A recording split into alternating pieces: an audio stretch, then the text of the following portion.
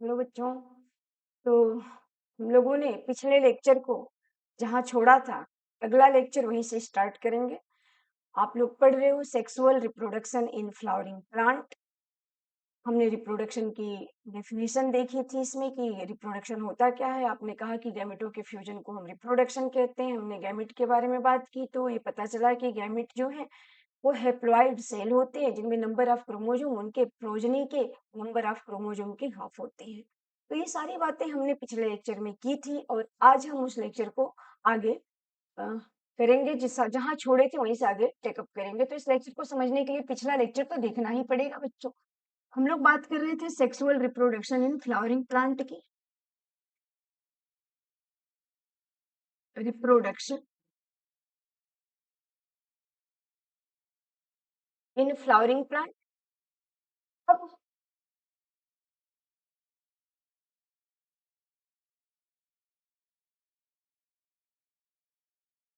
Flowering plant बेटे बहुत सारी चीजें हम कर चुके थे। हम सीधा अपने टॉपिक पे आएंगे।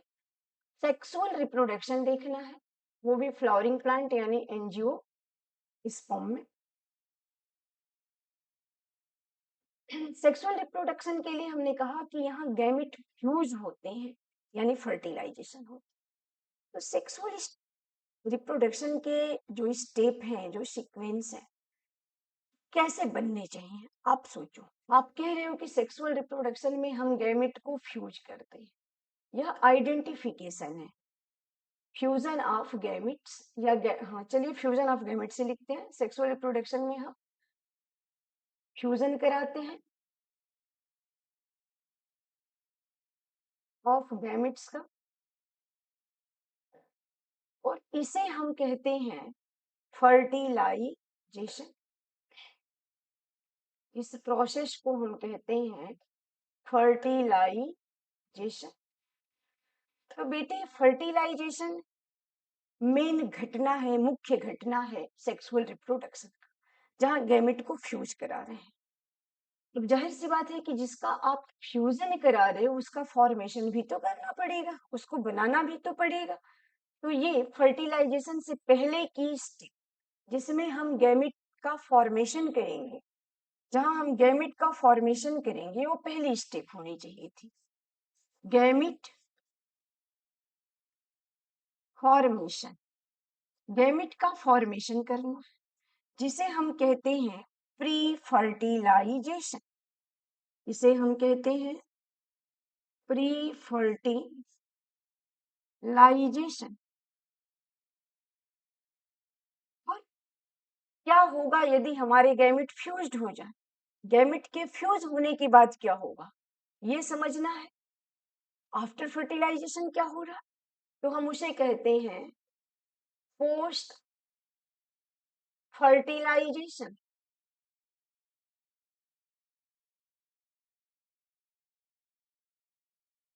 पोस्ट फर्टिलाइजेशन, ठीक है बेटे।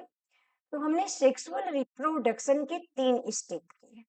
प्री फर्टिलाइजेशन जिसमें गैमेट का फॉर्मेशन करेंगे, फर्टिलाइजेशन जिसमें गैमेट का फ्यूजन कराएंगे, पोस्ट फर्टिलाइजेशन जिसमें गैमेट के फ्यूजन के बाद जाइगोट बनाएंगे और जाइगोट से एम्ब्रियो को डेवलप करेंगे, एम्ब्रियो से सीड को डेवलप करेंगे, फ्रूट्स को डेवलप करेंगे। तो ये सारी चीजें पोस्ट फर्टिलाइजेशन में डाल दिया जाएगा।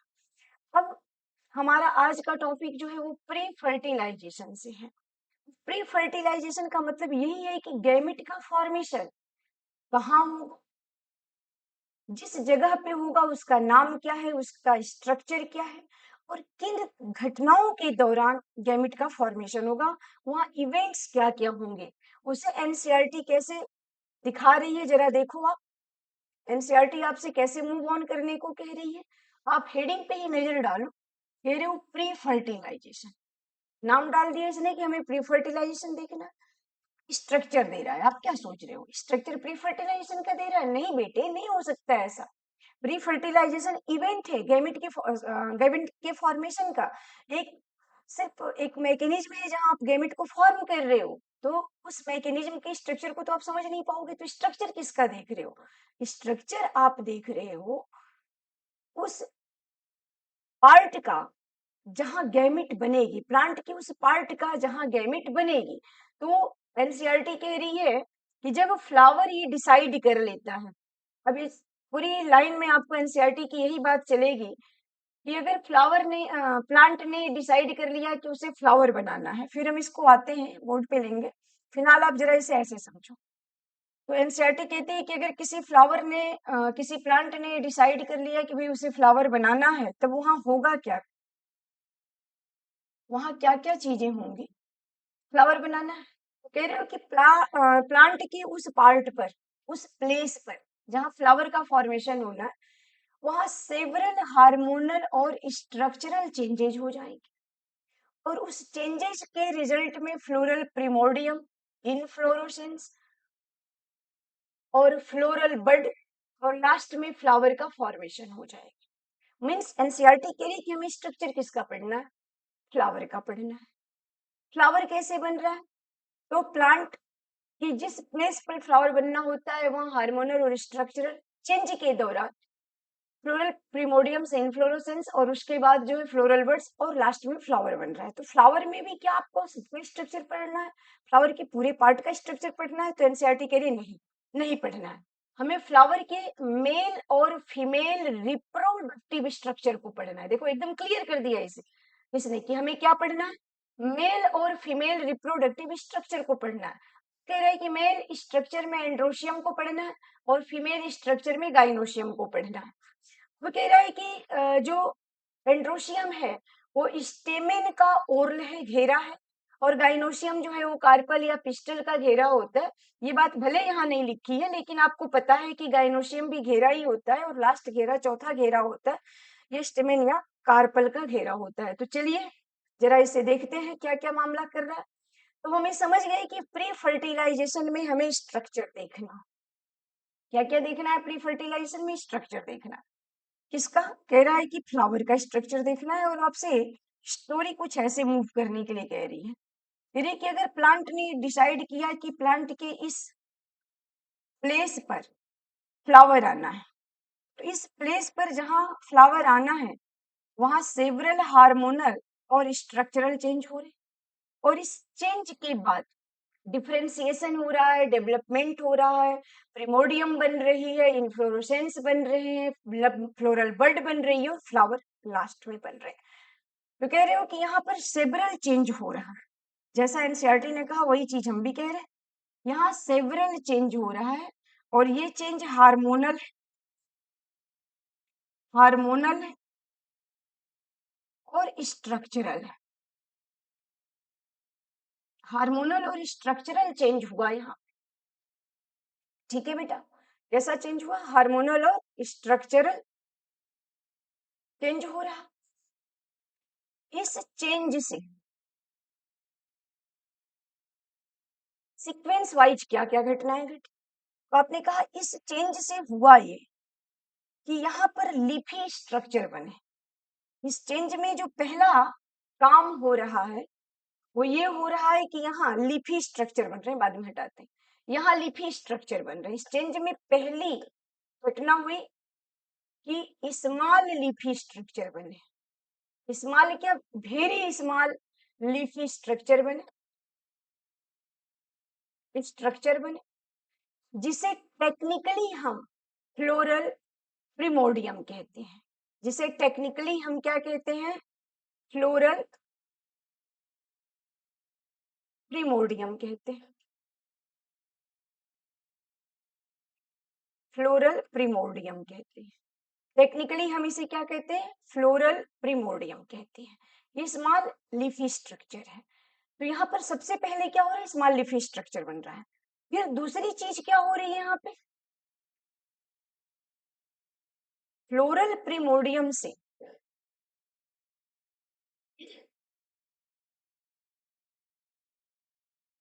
फ्लोरल प्रिमोडियम में लीफी स्ट्रक्चर है, पर इसकी पोजीशन क्लियर नहीं है। इस लीफी स्ट्रक्चर के पोर्ल, घेरे क्लियर नहीं है। जब इसके घेरे क्लियर हो जाएंगे तब इसे हम इनफ्लोरोसेंस कहेंगे। इनफ्लोरो सेंस की अगर आप बात करोगे, इनफ्लोरोसेंस की बात करोगे, तो आपको क्लास 11th याद आना बड़ा स्वाभाविक सी बात है, क्योंकि वहां पर भी आपने इनफ्लोरोसेंस जैसा वर्ड पढ़ा है और यहाँ भी आप इनफ्लोरोसेंस जैसा वर्ड पढ़ रहे हो। तो वहां दोनों में सिमिलरिटीज क्या है, डिफरेंस क्या है, अभी हम बताते हैं। फिलहाल हम अपनी बात पे आएंगे कि यहाँ पर क्या हो रहा है कि लिपि स्ट्रक्चर बनी है, लिपि स्ट्रक्चर डिफ्रेंशिएट हो गई है। लिपि स्ट्रक्चर ये बता रही है कि भाई देखो, कुछ लिपि स्ट्रक्चर पेटल के सेपल के होंगे, कुछ लिपि स्ट्रक्चर पेटल के बन गए, कुछ लिपि स्ट्रक्चर स्टेमेन के बन गए, और कुछ लिपि स्ट्रक्चर कार्पल या पिस्टिल के बन गए। आई होप यहाँ से आपको दिख न रहा हो। कार्पल या पिस्टिल के बन गए। तो ये 4 लीफी स्ट्रक्चर प्रीमोर्डियम में बन गए, लेकिन इनकी पोजीशन क्लियर नहीं है। ये बस आपके इस प्लांट के इस एरिया में ये सारे के सारे स्ट्रक्चर पड़े पड़े हुए हैं, सॉरी, सारे के सारे स्ट्रक्चर इस प्रीमोर्डियम में पड़े हुए हैं। आपके इसमें आप देख सकते हो कि कुछ ऐसे मान लो ये पेटल जैसे दिख रहे हो, कुछ सेपल दिख रहे हो, कुछ सेपल है हमारे, कुछ एंड्रोशियम हमें दिख रहे हो, कुछ एंड्रोशियम दिख रहे हो, कुछ हमें गाइनोशियम दिख रहे हो, कुछ हमें, ठीक है, गाइनोशियम दिख रहे हो। तो आप ये देखो कि यहाँ चीजें क्लियर नहीं है। लिपि स्ट्रक्चर तो बन गया, लेकिन इनकी जो पोजीशन है वो क्लियर नहीं है। जैसे ही पोजीशन यहाँ क्लियर हो रही है, इस सेपल जो है वो सबसे नीचे वाला घेरा हो, सबसे बाहरी घेरा जो है वो सेपल होगा, जो थैलेमस से लगा होगा। इसके ऊपर वाला जो घेरा है, दूसरा घेरा जो है वो पेटल का है। अब देखो बेटा, एकदम यहाँ पोजीशन क्लियर है, यहाँ पोजीशन क्लियर नहीं है। तीसरा घेरा क्लियर होता है कि ये स्टेमेन का घेरा है। चौथा घेरा ये बता दे कि ये कार्पल या पिस्टिल है। तो यहाँ पोजीशन, क्रम, फ्लावर का जो क्रम है वो क्लियर हो गया, डिसाइड हो गया कि पहले क्रम पे, पहले घेरे पे सेपल होंगे, सेपल के घेरे होंगे जिन्हें हम कैलिक्स कहेंगे। दूसरा पेटल का घेरा होगा जिसे कोरोला कहेंगे। तीसरा स्टेमेन का घेरा होगा जिसे एंड्रोशियम कहेंगे। चौथा गाइनोशियम का घेरा होगा, सॉरी, चौथा पिस्टिल या कार्पल का घेरा होगा जिसे गाइनोशियम कहेंगे। तो जब ये क्रम डिसाइड हो जाता है, फ्लोरल प्रिमोडियम में जब लीफी स्ट्रक्चर का क्रम डिसाइड हो जाता है, तो इसे इनफ्लोरोसेंस कहते हैं। ये लेसन आपको समझा रहा है। हाँ, आपने मार्फोलॉजी में पढ़ा है कि स्टेम के ऊपर फ्लावर का अरेंजमेंट, देखो फ्लावर का अरेंजमेंट वहां भी आपने पढ़ा है, लेकिन यहाँ आप फ्लावर के लीफी स्ट्रक्चर के अरेंजमेंट को इनफ्लोरोसेंस के बिहाफ पर देख रहे हो। तो दोनों ही जगहों पर आप अरेंजमेंट ऑफ फ्लावर ही देख रहे हो। हाँ, एक जगह पे मार्फोलॉजी में जो बुक ने लिख रखा है वो लिखा है कि स्टेम के ऊपर, उसने सीधा लिख रखा है कि हमारा अगर कोई स्टेम है तो इस स्टेम के ऊपर हम जो फ्लावर है उनके अरेंजमेंट को इनफ्लोरोसेंस कहते हैं। ये लाइन भी सही है। और यहाँ आपकी जो बुक लिख रहा है कि इनफ्लोरोसेंस, उसका मतलब इसने पुष्प के क्रम के लिए बोला है। यहाँ इनफ्लोरोसेंस का मतलब इस पुष्प के, इस फ्लावर के जो क्रम बने हैं, ये पहला घेरा, ये दूसरा घेरा, जो क्रम इन्होंने बना रखा है, ये दूसरा घेरा, ये तीसरा घेरा, और आप कहते हो इंग्लिश में इसको, ये तीसरा घेरा या ये चौथा घेरा, यहाँ जो आपके क्रम यहाँ पर बन गए, यही इस क्रम को ही पुष्प क्रम, देखो पुष्प का क्रम हिंदी में यहाँ पर लिख रखा है और इंग्लिश में इसी को लिखा है इन फ्लोरोसेंस। तो बेटे, इन फ्लोरोसेंस का मतलब तो यहाँ भी पुष्प का क्रम ही है। हाँ, क्या फर्क पड़ता है कि पहले यहाँ फ्लावर बना, फिर यहाँ फ्लावर बना, फिर यहाँ फ्लावर बना। पुष्प का क्रम यहाँ व्यवस्थित है। पुष्प, arrangement of flower on the stem यहाँ पर देख रहे हो आप। स्टेम के ऊपर आप फ्लावर का अरेंजमेंट देख रहे हो, यहाँ पे स्टेम के ऊपर देख रहे हो, और यहाँ पर थैलेमस के ऊपर देख रहे हो फ्लोरल पार्ट का अरेंजमेंट। ये बेसिक डिफरेंस क्रिएट कर रखा है 11th और 12th के बीच में। ठीक है, आई होप आपका कोई डाउट नहीं होगा। कौन सा सही है, तो दोनों सही है, इसमें कोई डाउट मत लेना। इसका मतलब सिर्फ जो है पुष्प के क्रम से, यहाँ पर पुष्प का क्रम डायरेक्ट स्टेम पे लगा हुआ है और यहाँ पुष्प का क्रम जो है वो ना होकर के पुष्प के जो पार्ट्स है उसका क्रम डिसाइड कर रहा है। क्या कह रहे हो कि इस स्ट्रक्चर के बाद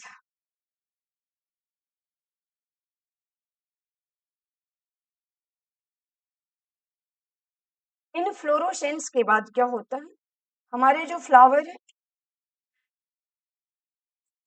वो बड में चेंज हो जाते हैं। किसमें चेंज हो जाते हैं? फ्लोरल बर्ड में, फ्लोरल बड में, या बड कह लो कोई बात नहीं, फ्लोरल बड में चेंज हो जाते हैं।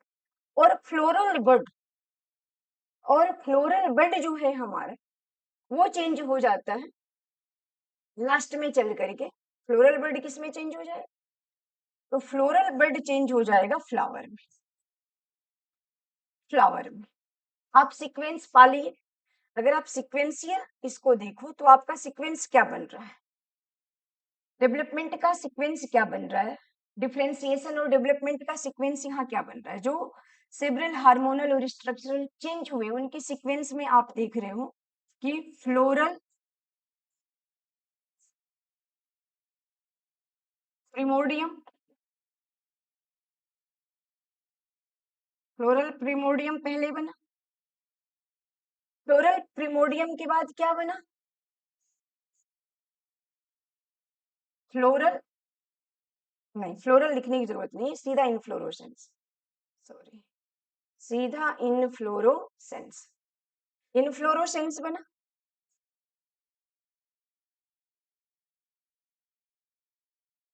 सेंस बना। और इनफ्लोरोसेंस के बाद, इनफ्लोरोसेंस के बाद क्या बना?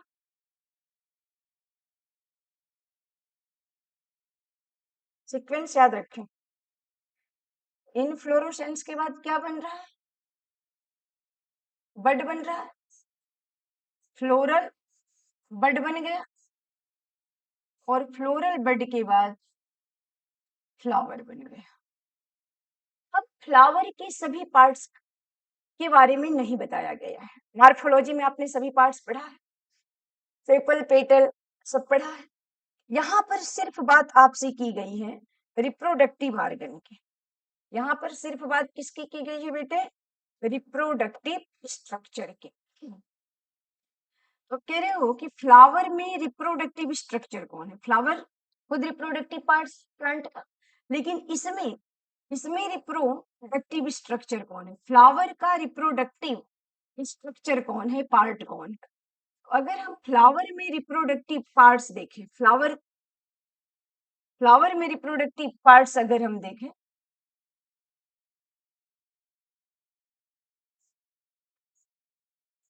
तो हमें पता है फ्लावर में reproductive parts, male reproductive parts,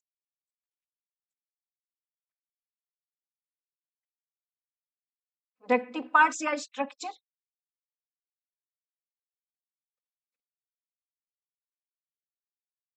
और फीमेल रिप्रोडक्टिव पार्ट्स या स्ट्रक्चर।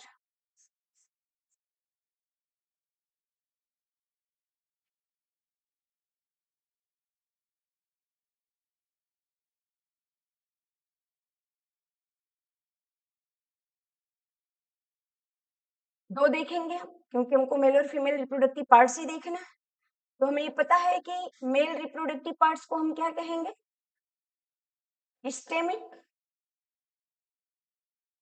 तब से यही तो बोल रहे हैं, स्टेमिन जो है वो एंड्रोशियम की यूनिट, या जो एंड्रोशियम है वो स्टेमिन का क्या है? घेरा है। तब से बोल रहे हैं। अब हमें स्ट्रक्चर किसका देखना है? स्टेमिन का, स्टेमिन का। और इस स्टेमिन के अंदर कैसे हमारे गैमेट्स का फॉर्मेशन होगा, ये इवेंट्स देखना है। तो प्री फर्टिलाइजेशन में जो बातें की गई हैं स्ट्रक्चर को लेकर के, वो स्टेमिन के स्ट्रक्चर को लेकर की गई हैं, वो कार्पल के स्ट्रक्चर को लेकर की गई हैं। क्योंकि फीमेल रिप्रोडक्टिव पार्ट्स क्या है? कार्पल या पिस्टिक। इनके इनको लेकर के स्ट्रक्चर की बात की गई है, और इनके अंदर उन घटनाओं को देखना है जिससे हमारे स्पर्म या ओवा का फर्टिलाइजेशन होगा। तो आइए हम सबसे पहले स्टेमन को देखते हैं, मेल रिप्रोडक्टिव पार्ट या स्ट्रक्चर यानी स्टेमन को देख लेते हैं। तो अगर हम स्टेमन को देखते हैं तो क्या क्या चीजें हम स्टेमन में देखें?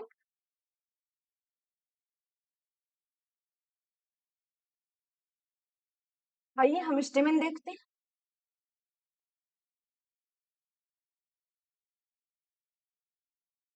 स्टेमन, स्टेमन में हम स्ट्रक्चर देखेंगे। स्टेमन का स्ट्रक्चर जब हम देखने बैठेंगे तो हम ये पाएंगे कि स्टेमन में एक लॉन्ग और सिलेंडर स्टाल्क है, लॉन्ग और सिलेंडर स्टाल्क है,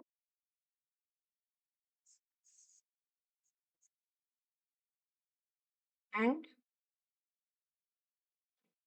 सिलेंडर स्टाल्क है, sorry, long and cylinder stalk है, बेटा गलत हो रहा है स्पेलिंग। सिलेंडर स्पेलिंग क्या होती है जी?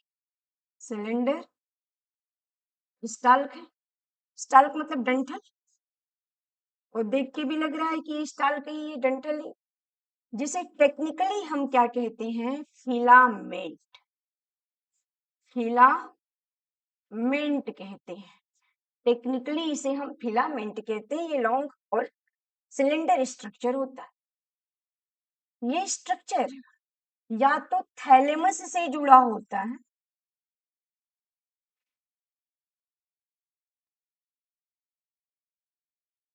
और या तो ये पेटल से जुड़ा होता है, या तो ये थैलेमस से जुड़ा होता है, या ये स्ट्रक्चर पेटल से जुड़ा होता है, पेटल से जुड़ा होता है। आप 11th में समझ रहे हैं, 11th में पढ़े हैं, देखे हैं, जाने हैं। अब आप समझ रहे हो कि ये दो जगह ये जुड़ा कहाँ से है, ये हमको पता चल गया, तो थैलेमस से जुड़ेगा या तो पेटल से जुड़ेगा। फिलामेंट का जो ऊपर वाला टिप है ये बाई लोब्ड हो जाता है, और ये अब एंथर कहलाएगा। ऊपर वाला जो पार्ट्स है वो वहां पर स्वेलिंग या थोड़ा सा फूला हुआ सा भाग दिखेगा, जिसे हम क्या कहेंगे? एंथर कहेंगे, एंथर। तो हम पाते हैं कि स्टेमन के दो पार्ट्स हैं, एंथर और फिलामेंट। फिलामेंट, फिलामेंट लॉन्ग और सिलेंडर स्टाल्क है, या तो थैलेमस से जुड़ेंगे या तो पेटल से जुड़ेंगे। एंथर में क्या क्या चीजें क्लियर है? कह रहे हैं कि एंथर बाई लोब्ड होंगे। देखो क्लियर दिख रहा है, ये फिलामेंट, ये फिलामेंट है। फिलामेंट का टिप इधर भी फूल गया और इधर भी स्वेल कर गया, दोनों तरफ फूल गया, तो दो तरफ लोब बन गए, और इन दोनों लोबों को मिलाकर हमने एंथर कहा। इसलिए हम इसे कहेंगे कि ये बाई लोब्ड है। ये कैसा है एंथर हमारा? बाई लोब्ड है। दो लोब दिख गए साफ साफ, ये दो लोब, ये एंथर, ये एक लोब यहाँ पर दिख रहा है और ये दूसरा लोब दिख रहा है, तो ऐसे दो लोब बन गए। तो ये क्या है? By lobe. एंथर की पहली आपको आइडेंटिटी मिली कि भाई ये बाई लोब्ड होते हैं। कह रहे हो कि इसके अंदर थीका बनते हैं, और थीका क्यों बनते हैं? ये डाइथीकस होते हैं। Each lobe have two theca, प्रत्येक लोब के अंदर दो थीका होते हैं। कैसे होते हैं, क्यों बन जाते हैं? तो अब इसको समझा रही है हमारी बुक, एनसीईआरटी समझा रही है कि इस लोब के अंदर लॉन्गिट्यूडिनल ग्रेव रन कर जाती है। इस लोब के अंदर लॉन्गिट्यूडिनल ग्रेव रन कर जाती है। अच्छा देखो जरा, यहाँ देखो, इस लोब के अंदर, मान लो ये लोब है, इस लोब के अंदर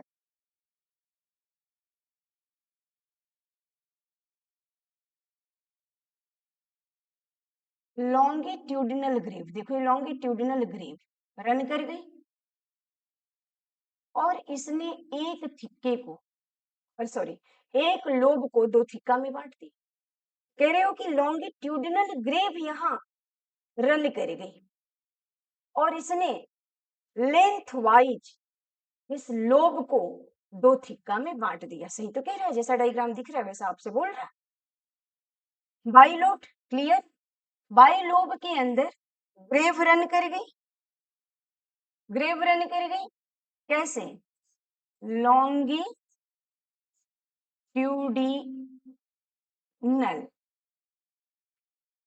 ग्राफ रन कर गई, और रन करने से, लॉन्गिट्यूडिनल ग्रेव के रन करने से आपका बाई लोब थीका चेंज हो गया। किसमें, किसमें चेंज हो गया बाई लोब थीका, डाई थिकस में। मीन्स एक लोब के अंदर दो थीका बन गए।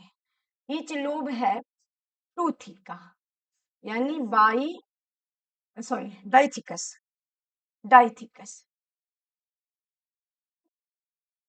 डाइथिकस। एक लोब के अंदर कितना थीका दिख गया, दो थीका दिख गया, ये हो गया डाइथिकस। ठीक है बेटा, तो इधर वाला भी तो यही होगा। यहाँ जो हमारा ये वाला लोब है इसमें भी लॉन्गिट्यूडिनल ग्रेव ऐसे रन कर गई और इसको लेंथ वाइज दो थिक्का में बांट दिया, तो ये भी हो गया डाई थिकस, ये भी हो गया डाई थिकस। ठीक है, बीच में आपको पता है फिलामेंट है, ये बीच में आपका ये फिलामेंट है।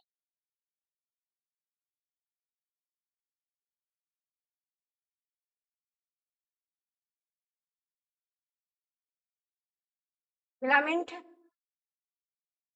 हाँ। जब फिलामेंट थीका में प्रेजेंट होती है, जो फिलामेंट इस थीका वाले एरिया में, इसे कनेक्टर कहते हैं या कनेक्टिव पार्ट कहते हैं, खैर वो हमें नहीं सीखना।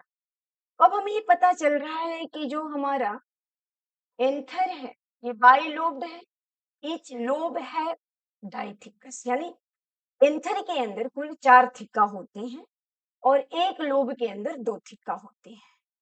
इस तरह से अगर हम एंथर को देखें तो ये टेट्रागोनल कैसा दिख रहा है, टेट्रागोनल दिख रहा है, चार कोनों वाला दिख रहा है, दिख रहा है, ये चार कोनों वाला फोर साइडेड दिख रहा है, फोर साइडेड या टेट्रागोनल दिख रहा है, टेट्रागोनल दिख रहा है। कह रहा है कि जो इसके कार्नर है ना, चार कार्नर बने इसलिए टेट्रागोनल कह दिया। कह रहे हो कि प्रत्येक कार्नर को, इस एक कार्नर को हम माइक्रोस्पोरेंजिया कहेंगे, माइक्रोस्पोरेंजिया कहेंगे। इस तरह अगर हम देखें, एंथर अगर टेट्रागोनल है तो माइक्रोस्पोरेंजिया की संख्या कितनी होगी, चार। अगर चार कोने वाला एंथर है और हर कोने को माइक्रोस्पोरेंजिया कह रहे हो, तो माइक्रोस्पोरेंजिया भी उतने ही होंगे जितने की कोने हैं। कोने चार है तो माइक्रोस्पोरेंजिया भी कितनी होगी, चार होगी। यह माइक्रोस्पोरेंजिया जब इस पॉलन ग्रेन का निर्माण कर लेगी, या यूं कहो कि जब माइक्रोस्पोरेंजिया के अंदर पॉलन ग्रेन बन जाएंगे, पॉलन ग्रेन बन जाएंगे, तब इसी माइक्रोस्पोरेंजिया को हम क्या कहने लगेंगे, पॉलन सैक। सैक मतलब थैला जिसमें हम पॉलन रखेंगे। अभी फिलहाल हमारे इस माइक्रोस्पोरेंजिया के अंदर पॉलन ग्रेन नहीं है। माइक्रोस्पोरेंजिया तब तक कही जाएगी जब तक कि पॉलन ग्रेन नहीं होगा। पॉलन ग्रेन बनते ही इस माइक्रोस्पोरेंजिया का नाम रख दिया जाएगा पॉलन सैक। यहाँ तक क्लियर हो, कोई दिक्कत, कोई दिक्कत है तो बताओ, जरा एनसीईआरटी देख लो, ये सारी बातें कंसीडर की गई हैं कि नहीं।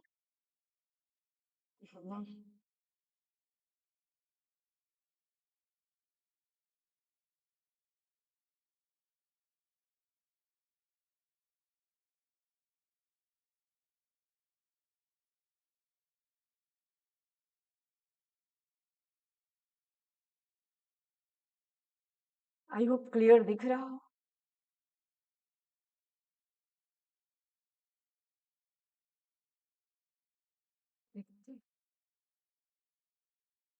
क्लियर दिख रहा है, तो हम कह रहे हैं कि देखो एनसीईआरटी क्या क्या हमारे साथ डीलिंग कर रही है, जरा ये देखते हैं एक बार। स्टेमेन, माइक्रोस्पोरेंजियम और पॉलन ग्रेन। पीछे हमने बात की आपसे, स्टेमेन में फिलामेंट था जो लॉन्ग और सिलेंडर था, जो थैलेमस या पेटल से जुड़ रहा था। एंथर था जो बाइलोब्ड था। प्रत्येक लोब के अंदर 2 थीका थे और ये थीका बने हुए थे लॉन्गिट्यूडनल ग्रेव के रन करने से। उस तरीके से एंथर 4 कोनों वाला बन गया, टेट्रागोनल कहलाया, और हर कोने को माइक्रोस्पोरेंजिया हमने कहा। ये बातें क्या यहाँ कंसीडर की गई हैं, जरा देखते हैं। तो 2 पार्ट दिखा रहा है टिपिकल स्टेमेन का, लॉन्ग और सिलेंडर पार्ट दिखा रहा है, लॉन्ग सिलेंड्रिकल स्टल्क जिसे फिलामेंट कह रहा है। टर्मिनल जनरली बाइलोबेट स्ट्रक्चर हो रहा है जिसे एंथर कह रहे हो। प्रॉक्सिमल एंड ऑफ फिलामेंट, अब फिलामेंट के बारे में कह रहा है कि फिलामेंट कहाँ अटैच है, थैलेमस से या पेटल से। फिर आपसे क्या कह रहा है, कह रहा है कि स्टेमेन जो है अलग अलग स्पीसीज में अलग अलग साइज के हो सकते हैं, अलग अलग नंबर में हो सकते हैं, तो ये वेरी करते हैं। अब कह रहा है कि अगर आप फ्लावर को कलेक्ट करें, स्लाइड पे रख के देखें, तो आप इस सारी चीजों को समझ पाओगे।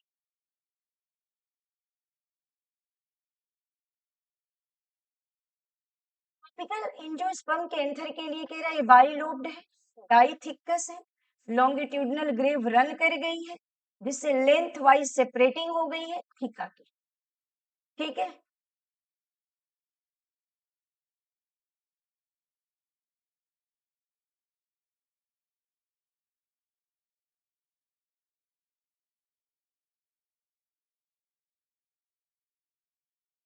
इसका ट्रांसवर्स सेक्शन देखते हो एंथर का, तो 4 साइड टेट्रागोनल दिखाई देता है और हर कार्नर को हम क्या कहते हैं, कंसीडर कर लेते हैं माइक्रोस्पोरेंजिया के फॉर्म में।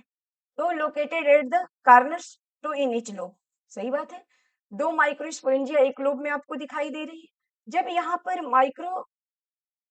जब माइक्रोस्पोरेंजिया के अंदर पॉलन ग्रेन डेवलप हो जाएंगे तब इसे हम क्या कहेंगे, पॉलन सेक कहेंगे। तो कह रहा है कि माइक्रोस्पोरेंजिया बाद में चल करके पॉलन सेक में चेंज हो जाती है। ठीक है, इतनी बातें हो गई। जरा डायग्राम देख लो टिपिकल स्टेमेन का।